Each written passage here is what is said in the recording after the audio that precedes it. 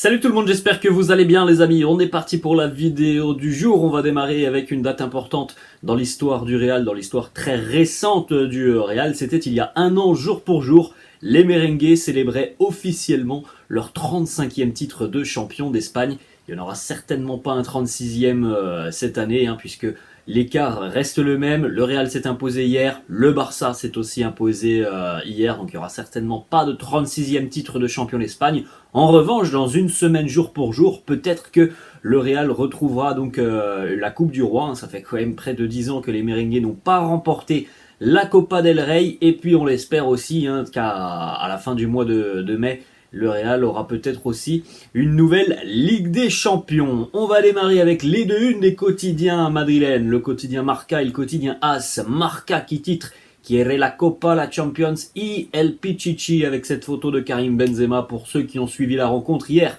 face à Almeria, ce fut une très belle soirée pour le Nueve, auteur d'un triplé Karim hier. Auteur d'un triplé, en forme, à quelques jours maintenant de la finale de la Coupe du Roi, quelques jours d'affronter les Sky Blues de Manchester City, et puis il a refait aussi une bonne partie de son retard sur Robert Lewandowski dans la course au meilleur buteur de Liga. Alors Lewandowski a marqué hier soir aussi avec le Barça, mais grâce à ce triplé, Karim revient tout près de Lewandowski, et ça sera certainement un objectif de la fin de saison pour le Nueve. Ensuite, la une du quotidien AS qui titre aussi Rodrigo Maravilla. Il y a eu un but magnifique de Rodrigo, il y a eu aussi un geste technique exceptionnel de Rodrigo pour Karim Benzema. On aura d'ailleurs une petite réaction de Rodrigo par rapport à cette talonnade qui a éliminé un défenseur dans un angle assez fou, et ensuite il a donné un très bon ballon à Karim. Ce fut un très bon match hier de la part des Merengues. Encore une fois, le petit point négatif, c'est que malheureusement défensivement, dès lors que le Real se relâche un petit peu, on encaisse des buts. Victoire 4-2, comme on l'a dit pour les Merengues. Donc le triplé de Karim, c'est un triplé inscrit d'ailleurs en première période. On a eu le but de Lazaro pour Almeria juste avant la fin de la première période. Début de seconde mi-temps, le missile de Rodrigo à l'extérieur de la surface de réparation. Missile en dessous de la barre transversale, pas très loin de la lucarne. Et puis la réduction de la marque signée Robertone à l'heure de jeu pour Almeria, dans un match qui a été globalement dominé par le Real évidemment, mais où cette équipe d'Almeria a réussi quand même à se montrer assez dangereuse sur le but de Thibaut Courtois. On va démarrer avec quelques informations et quelques statistiques sur l'homme de cette rencontre, l'homme de cette soirée hier au Bernabéu, Karim Benzema, auteur d'un triplé face à Almeria hier. Il faut savoir que c'est le 3e triplé du Nueve sur le mois d'avril. Il avait marqué un triplé au début du mois face à Valladolid. Il avait récidivé 3 jours plus tard face au Barça en Copa del Rey. Et donc fin du mois, triplé face à Almeria. C'est donc un triplé pour le Nueve en l'espace d'un mois. C'est autant que sur les 120 précédentes rencontres avec le Real. Grâce à ce triplé hier, Karim a dépassé la barre symbolique des 350 buts sous les couleurs du Real Madrid. Il en est exactement maintenant à 352 buts.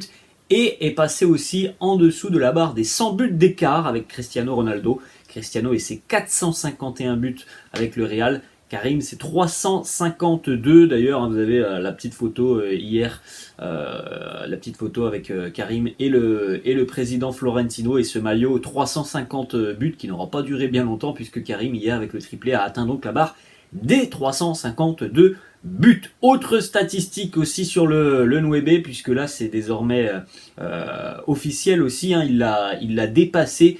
Karim est le 4e meilleur buteur de l'histoire de la Liga. 236 buts pour le Nueve en championnat. Il a dépassé Hugo Sanchez. Il n'est pas très loin de Zara, pas très loin aussi de de Cristiano Ronaldo entre guillemets, pas très très loin. Et bon après évidemment Lionel Messi est lui très très loin et je sais pas si un jour on verra un joueur battre les 474 buts de Léo Messi en Liga.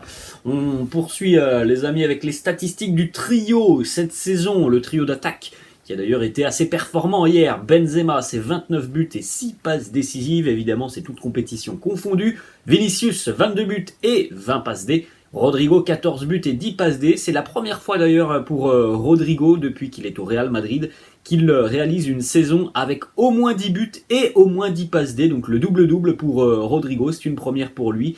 Le total pour les trois attaquants du Real, c'est une implication sur 101 buts côté merengue cette saison. Donc but plus passes D. 101 pour le trio infernal du Real. Petit comparatif aussi en ce qui concerne Vini et Rodrigo. Vinicius en 2021-2022, c'était 22 buts, 20 passes. Cette saison, on en est à ses 22 buts et 20 passes pour Vini. Rodrigo, l'année passée, c'était 9 buts et 10 passes D. Cette saison, c'est 14 buts et 10 passes D. Donc une belle petite évolution en termes de buts pour Rodrigo. Pour rappel, les deux jeunes cracks brésiliens avaient été signés il y a quelques années pour 90 millions d'euros lorsqu'ils avaient respectivement 16 et 17 ans. Une petite déclat de Carlo Ancelotti qui s'ose à un comparatif entre Benzema, Rodrigo et Vini et la BBC il y a quelques années. Benzema, Bale, Cristiano, il nous dit ils sont assez similaires, surtout en termes d'efficacité. Voilà, là les standards sont quand même très élevés, mais c'est la vérité. On a des joueurs, Rodrigo, Vini et Benzema, qui font parler la poudre tout simplement, et on a l'impression de revoir un petit peu ce fameux trio d'il y a quelques saisons côté Real, un trio qui était là aussi extrêmement performant. On enchaîne les amis avec cette petite photo qui concerne Rodrigo lorsqu'il va servir magnifiquement Benzema. Rodrigo a réalisé donc une talonnade alors qu'il était sur la ligne de sortie de but. Donc évidemment c'était très difficile de faire autre chose que ce geste. Et puis ça va fonctionner, la talonnade de Rodrigo qui va éliminer son défenseur et ça va lui permettre donc de passer derrière le défenseur et de servir Karim qui est à l'entrée des 6 mètres. Rodrigo qui nous dit « Je n'avais pas grand chose à faire dans cette situation, j'ai donc fait une talonnade et ça a donné une passe décisive à Karim ». Il est vrai que il était de dos contre la ligne de sortie de but. Voilà, autant dire que il n'y avait pas 36 solutions pour Rodrigo que de tenter ce geste et ça a fonctionné. On poursuit avec une image qui nous a un petit peu inquiété tout de même hier lors de cette rencontre. Vinicius à terre, grimaçant, visiblement touché au niveau du genou. Il a d'ailleurs en plus de ça tout de suite demandé à être remplacé juste après avoir reçu ce coup. C'est ça qui était inquiétant. Le fait qu'il demande tout de suite à sortir. En général, quand les joueurs demandent tout de suite à sortir après un coup, c'est qu'il y a quelque chose de très sérieux, un gros pépin physique. Carlo Ancelotti a répondu en conférence de presse à l'issue de la rencontre. Vinicius a reçu un coup au niveau du genou, mais ce n'est rien de grave. Il sera prêt pour la finale de la Coupe du Roi le week-end prochain, ça sera samedi prochain.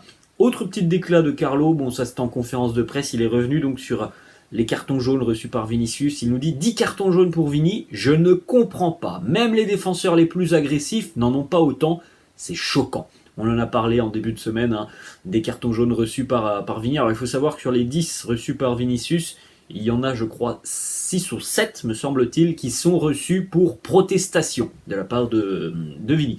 Ensuite, une petite information sur le milieu de terrain hier du Real. Il y avait quelques changements hier côté milieu de terrain merengue. Alors le milieu de terrain hier a complété 37 passes dans le dernier tiers du terrain adverse. C'est un record cette saison pour le milieu de terrain du Real. On a vu beaucoup de justesse dans les transitions, dans les dernières transitions. On a vu aussi malheureusement pour Toni Kroos, ça lui arrive très rarement, mais cette petite erreur de Toni Kroos qui a coûté un but. Ensuite, la déclat de Carlo justement sur le fait d'encaisser 2 buts hier face à Almeria. Il nous dit concéder 2 buts, nous étions beaucoup trop détendus. Je me suis mis en colère parce que cela ne devrait plus arriver maintenant. On aurait dit que le match était terminé, c'est un signe assez évident et cela devrait être un signal d'alarme. Il l'a martelé en conférence de presse. Si on encaisse des buts, c'est tout simplement parce que l'on n'est pas assez concentré, qu'on n'est pas toujours impliqué à 100%.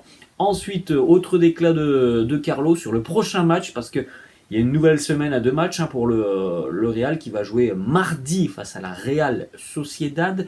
Carlo qui nous dit on ne fera pas tourner face à la Real Sociedad. C'est un match important. Ça sera un gros test puisque c'est une équipe vraiment très difficile à jouer. La Real Sociedad, c'est une équipe qui va d'ailleurs vraisemblablement retrouver la Ligue des Champions. La Real Sociedad qui est pour le moment 4e. Et ça va être un vrai défi, puisque au match aller aussi, ça va être très compliqué. 0-0 me semble-t-il au match aller, si je ne me trompe pas.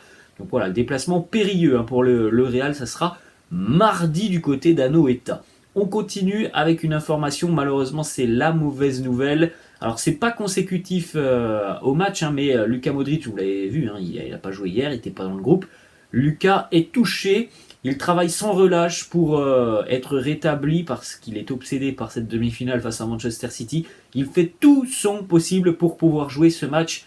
Mais à l'heure actuelle, on ne peut pas dire que Lucas sera présent pour la finale de la Coupe du Roi et face à Manchester City. Carlo nous dit, Modric, nous l'évaluerons cette semaine. Ensuite, je déciderai de la formation.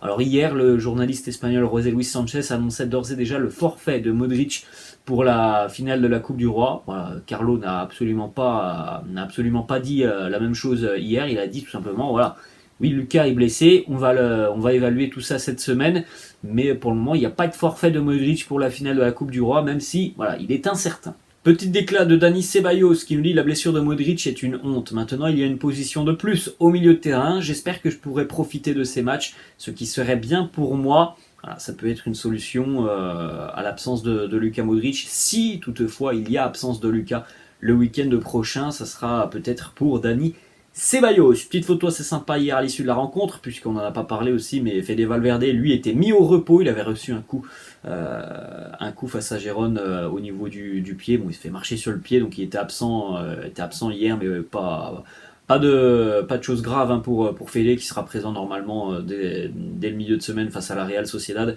Le fiston de Fede qui a joué hier et qui a échangé quelques passes avec Karim. Et on va terminer les amis, 2 informations donc, qui sont officielles. Alors on en a parlé sur la chaîne, je crois que c'était jeudi me semble-t-il, jeudi ou vendredi, on avait parlé de l'avenir de Ferland Mendy. Et bien là on a les informations qui sont confirmées par Fabrizio Romano.